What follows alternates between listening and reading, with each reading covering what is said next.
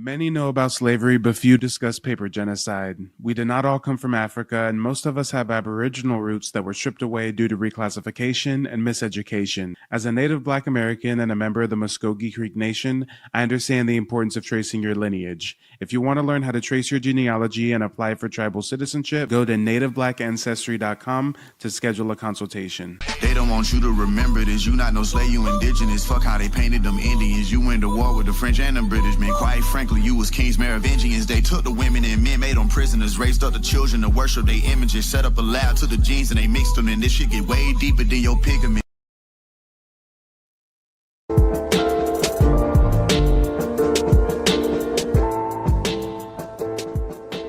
There has always been this great secret within the circles of the colonial elite about who the American Indians were. In the early days of colonialism, many learned religious men took note of the Indians and the characteristics they found in connection with this idea. Over time, this idea became lost and suppressed as the agenda to fabricate history unfolded.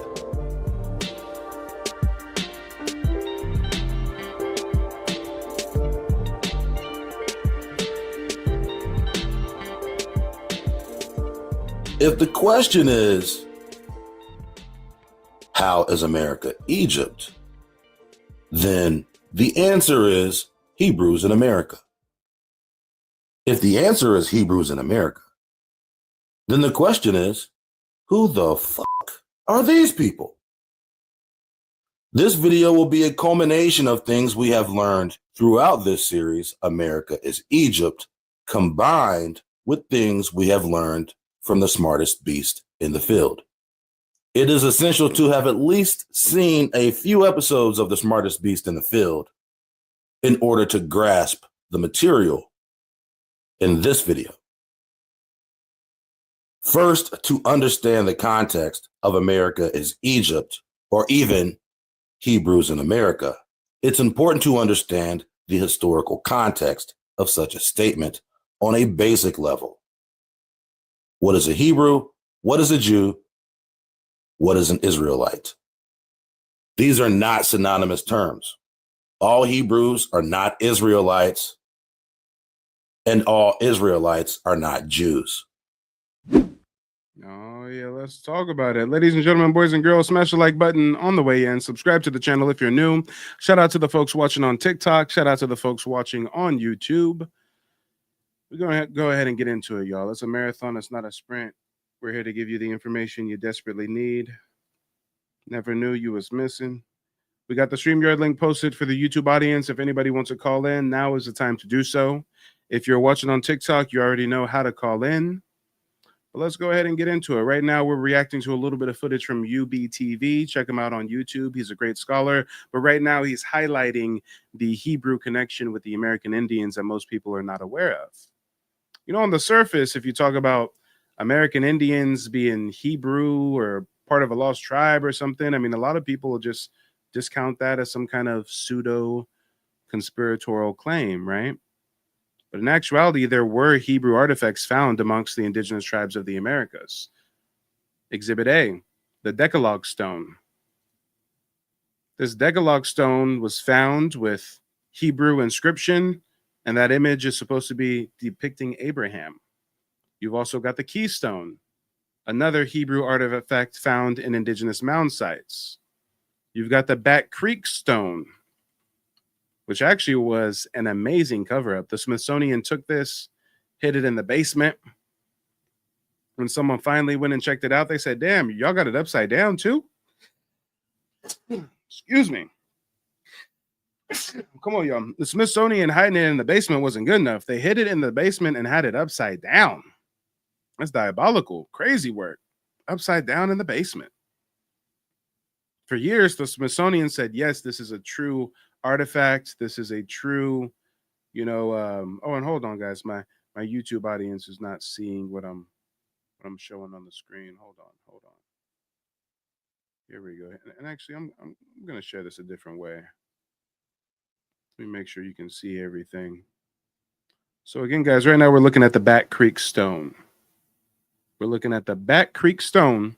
Smithsonian took this, buried it in the basement, displayed it upside down. They claim that these were Cherokee inscriptions. Well, some researchers come by, they flip it right side up. They say, no, this is Hebrew. So as soon as it's exposed that this is Hebrew, the Smithsonian says, okay, never mind, the artifact's fake. The Smithsonians are the ones that discovered it, so to speak. I mean, they were ransacking one of our ancestral mound sites. The Smithsonian Institute finds the artifact. They authenticate the artifact. But as soon as we find that the artifact doesn't have Cherokee inscription, it has Hebrew, now the Smithsonian says, you know what? The artifact's fake after all. That's how they get down. Guys, do you know that there's so many, damn near every single European that came over here, every single pilgrim, conquistador, academic, did you know it doesn't matter whether they're German, French, Dutch, Spanish, Portuguese, British? Do you know that they all came to the same conclusion that the American Indians had Hebrew culture and descend from a lost tribe? Guys, ChatGPT is not the end all be all. ChatGPT is a tool and you got to use it effectively. We're going to use this tool to see if it can pull some sources for me. Can you give me a chronological list of every single European explorer that came to the Americas and wrote publications where they alleged or concluded that indigenous tribes of the Americas had Hebrew custom, Hebrew culture, or Hebrew origins, or were descendant of a lost tribe? And I want this ranked in order from the earliest account to more recent accounts. Watch this, guys.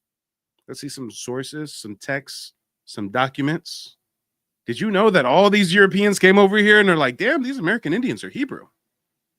I didn't know this until I became a American Indian scholar myself. I didn't know this 2 years ago. Come on. But as I find new information, I share it with my audience, and here we are today. But guys, watch. We're going to get a full list. We're going to get a full breakdown. And guys, I'm not a Hebrew Israelite. You won't find me dressed like a Dungeons and Dragon character yelling on a megaphone. I mean, but it's interesting how what they preach about, there's a seed of truth in it, at least a seed of truth.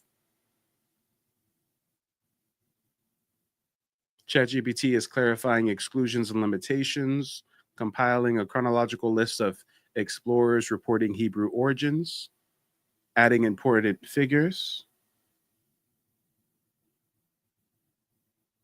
And Multimeyer, respectfully, please don't go down the Dane Calloway conspiratorial rabbit hole on my channel.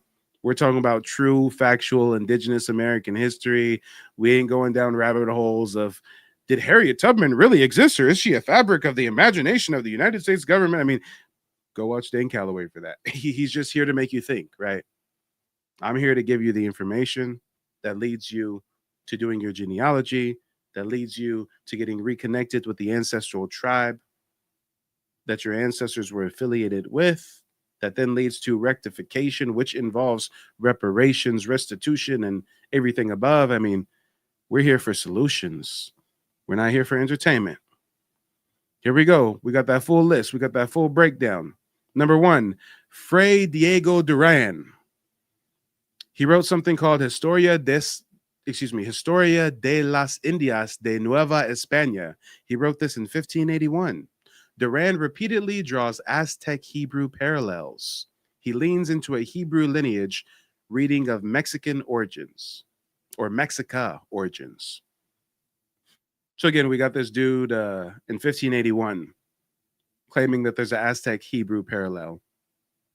We've got Fray Gregorio Garcia. He wrote something called Origin de los Indios del Nuevo Mundo e Indias Occidentales. I butchered that terribly, but it's okay. Let's work through it. This was a major early compendium on American origins that treats the lost tribes / Israelite hypothesis as a live option. Garcia had spent 12 years in the Americas before composing the book.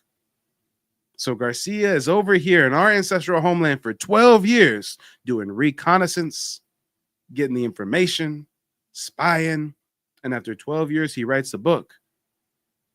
And he hypothesizes that we're a part of a lost Israelite tribe. Okay. You got Ives. He wrote something called Voyage a Nord de Brazil. This is field work. So he was in the field. He was in the trenches. He was out there writing notes in the field. In 1611, he reports Tupi customs and explicitly compares certain practices to those of ancient Israelites, like body cutting banned in Deuteronomy. I've never read Deuteronomy. I guess there's body cutting that's banned in Deuteronomy. He uses Hebraic frames to interpret ritual behavior. You've got Antonio de Montesinos. He wrote something called Relation de Aharon Leve in 1644. And he claims that he encountered Israelite Indians near Quito who recited the Shema. Yeah, I'm not a Hebrew. I don't even know what the Shema is, but apparently American Indians were reciting it, identifying them as tribes of Reuben/Levi. His report was reproduced and popularized in Europe. Reverend John Eliot, he wrote something called Jews in America, 1660. Damn. They ain't gonna teach you this in school. Diego Andreas Roca. He's a Peruvian printed treatise canvassing and at points advancing Hebraic/Iberian Jewish descent scenarios for American Indians. Later editions and studies explicitly index it under, quote, Lost Tribes of Israel. You've got Joseph Francois. He's a famous missionary ethnography that systematically compares Iroquois lifeways with those of the earliest times. He repeatedly invoked ancient Hebrew and Judaic rites to explain similarities. And last but not least, we got James Adair. He wrote something called The History of the American Indians in 1775.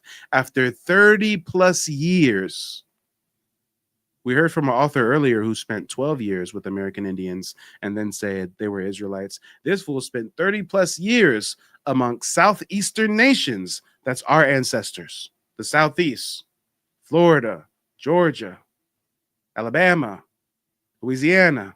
That's where all Black Americans come from, right? The Southeast. After 30 years among southeastern nations, Adair argued outright that people such as the Catawba, the Cherokee, the Muskogee, that's my tribe, the Choctaw and the Chickasaw descend from the Israelites, listing detailed ritual/language parallels. Hey, and again, ChatGPT is a tool that's not the end-all be-all. This is a tool that just gave us 8 different sources, dates, names, and titles of publications that you can now research on your own time. That's how scholarship works in the 21st century. Let's talk about it. But guys, let's get back to the video. UBTV was about to cook up when it comes to this Hebrew connection. Quote, by the Levitical law, the people who had running issues or sores were deemed unclean and strictly ordered apart from the rest for fear of polluting them. For everything they touched became unclean. The Indians, as in a strict manner, observe the very same law. In terms of purity, these are very peculiar characteristics of the Indian that are undeniably parallel to the so-called Hebrews. I'm just in love.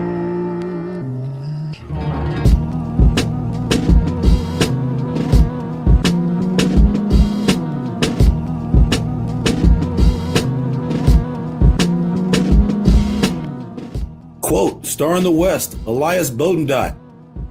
Quote, page 113. Quote, the Indians to the eastward say that previous to the white people coming into the country, their ancestors were in the habit of using circumcision.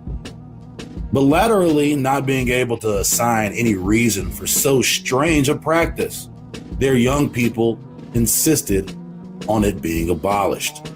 Mackenzie says the same of the Indians he saw on his route, even at this day. History page 34, speaking of... So these white boys come over here to the Americas and they see indigenous tribes that are circumcising their youth. Where'd they get that from? It's such an ancient practice, such an ancient tradition with these tribes that the youth don't even know where the practice comes from. Since the elders can't even explain where it comes from, they're like, yo, let's abolish it. We trying to go with the elephant trunks. Of the nations of the slave and dog rib Indians very far to the northwest. He says, whether circumcision be practiced among them, I cannot pretend to say, but the appearance of it was general amongst those I saw. It's crazy. So they was just walking around with their dick out. I mean, was they that butt naked, especially in the northwest? You know, it's cold and damp up there, bro. Anyway, I'll be all right. Continuing, Dr. Beatty says in his journal of a visit he paid to the Indians on the Ohio about 50 years ago that an old Christian Indian informed him that an uncle of his, who died about the year 1728, related to him several customs and traditions of former times.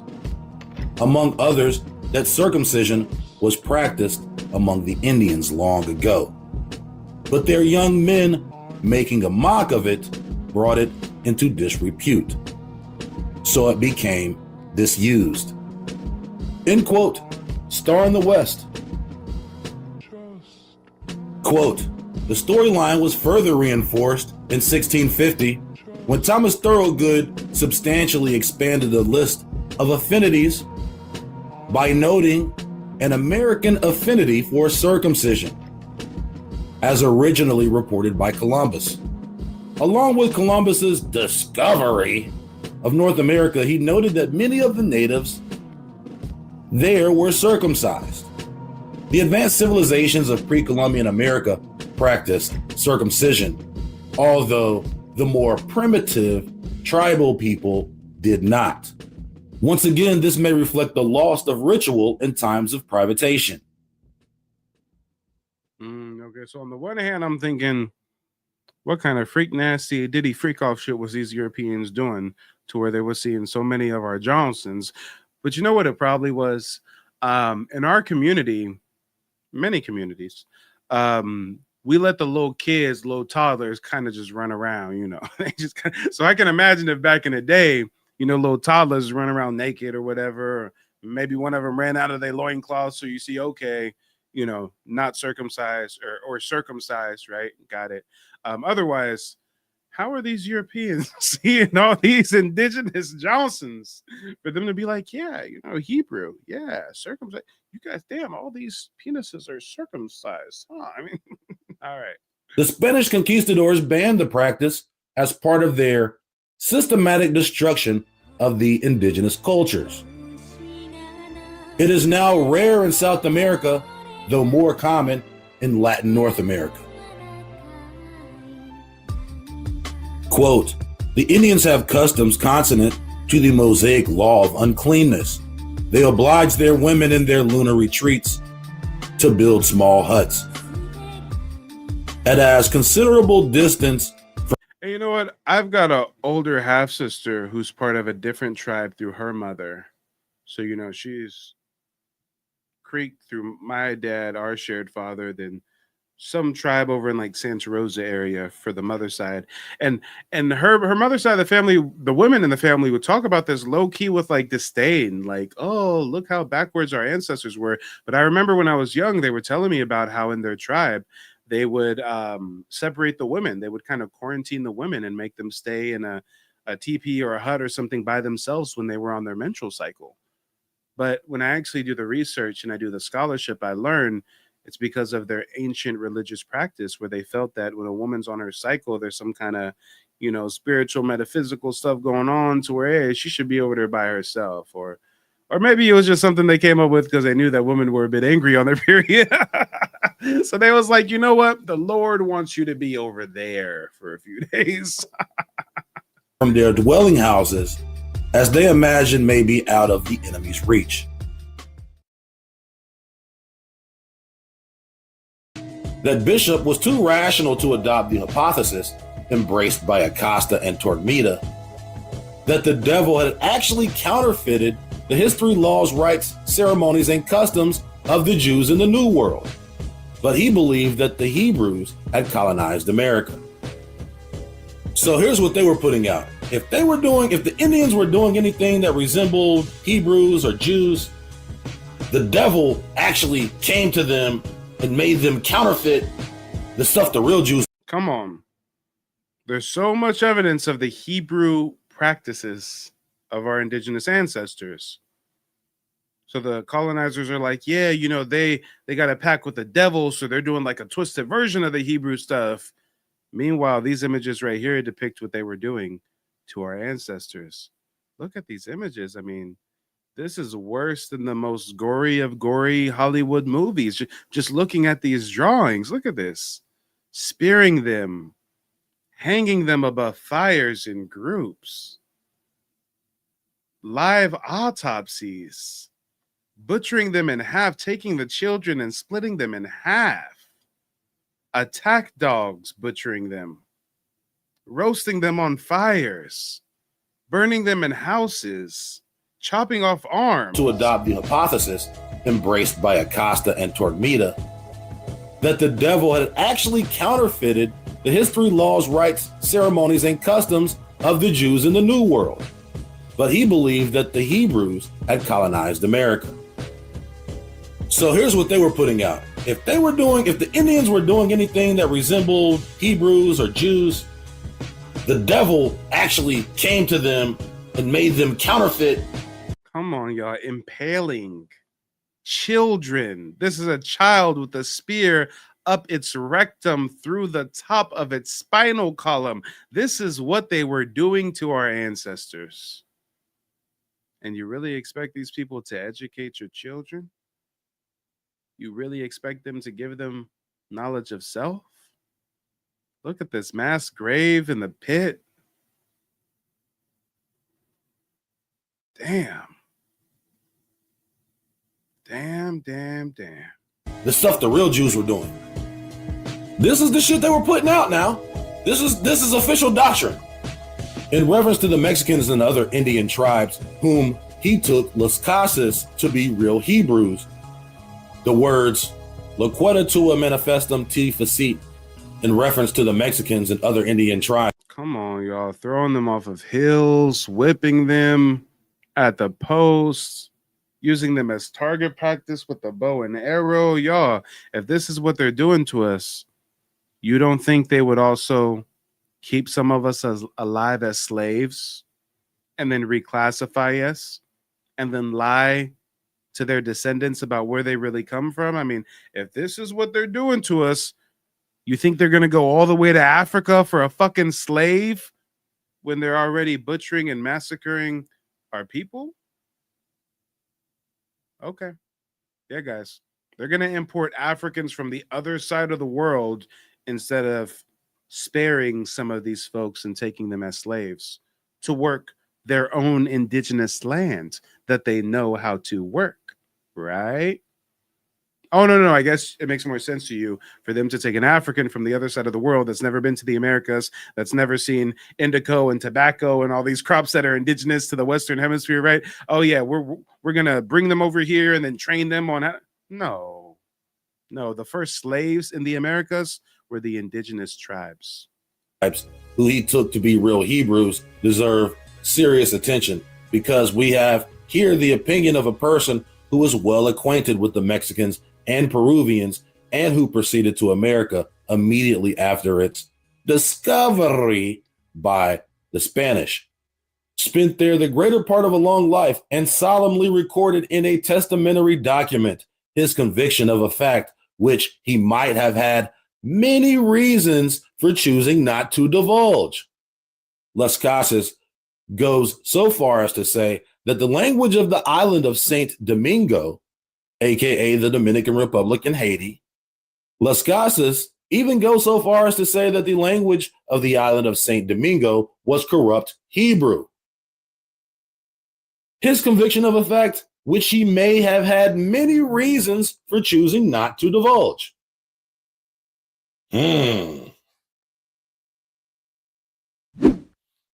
Oh, they wanted to clarify the controversy regarding who is responsible for building the mounds.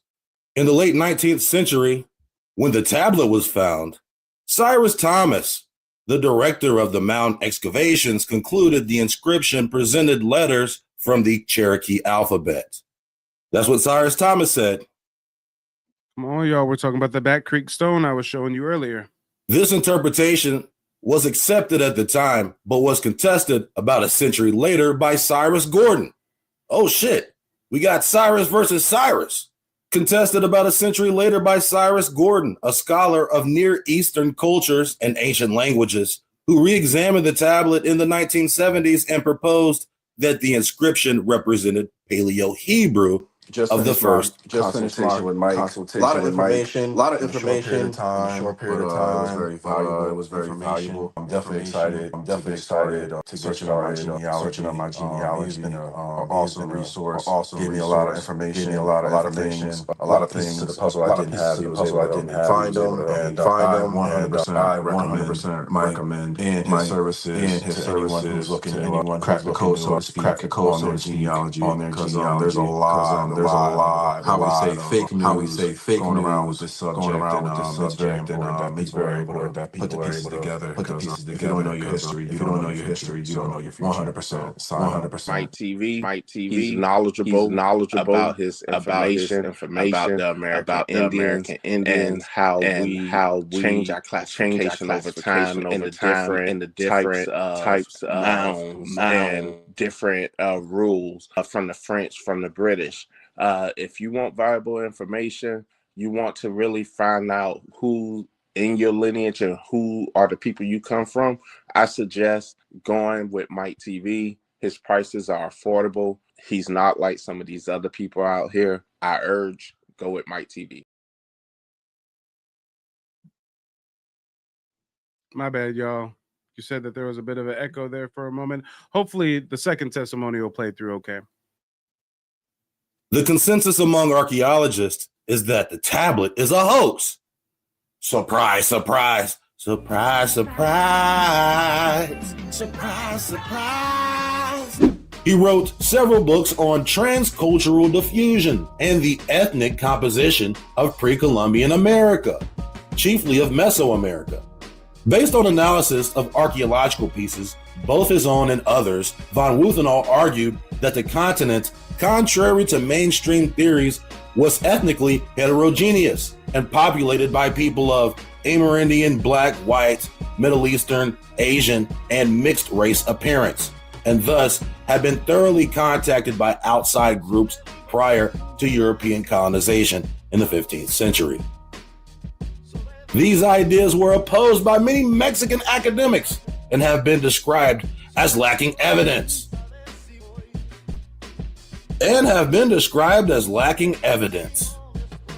I wonder why Mexican academics oppose his works. This is not what they're supposed to look like. Who are these? Nah, bro. Nah, man. And my bad, guys. I just heard it back, and yeah, the echo was diabolical on that one testimonial. I'm gonna play that back real quick, hopefully without the echo this time. Just finished my consultation with Mike. A lot of information in a short period of time, but it was very valuable information. I'm definitely excited to get started searching on my genealogy.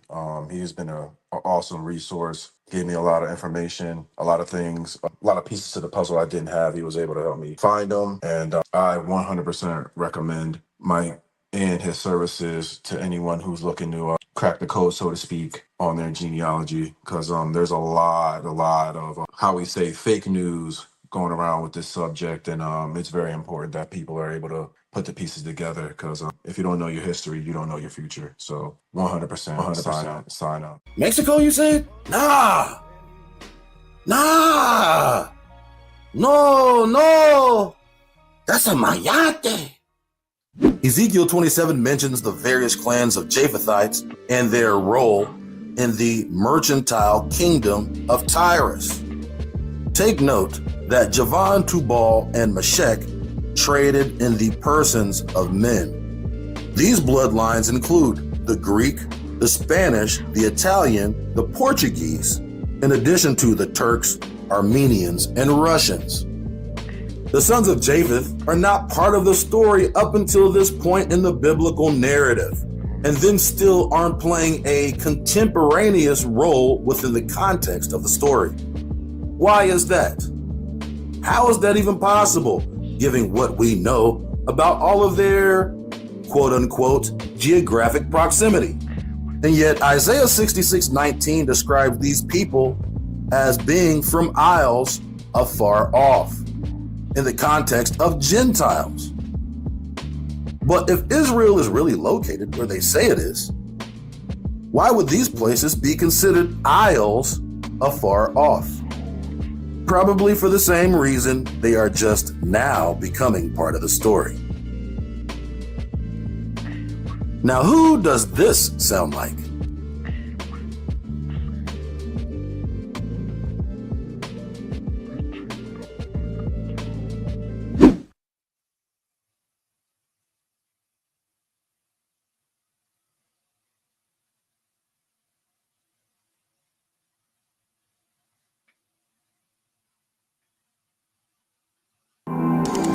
They don't want you to remember this. You not no slave, you indigenous. Fuck how they painted them Indians. You went to war with the French and the British men. Quite frankly, you was kings, Merovingians. They took the women and men, made them prisoners, raised up the children to worship their images, set up a lab to the genes and they mixed them. And this shit get way deeper than your pigment.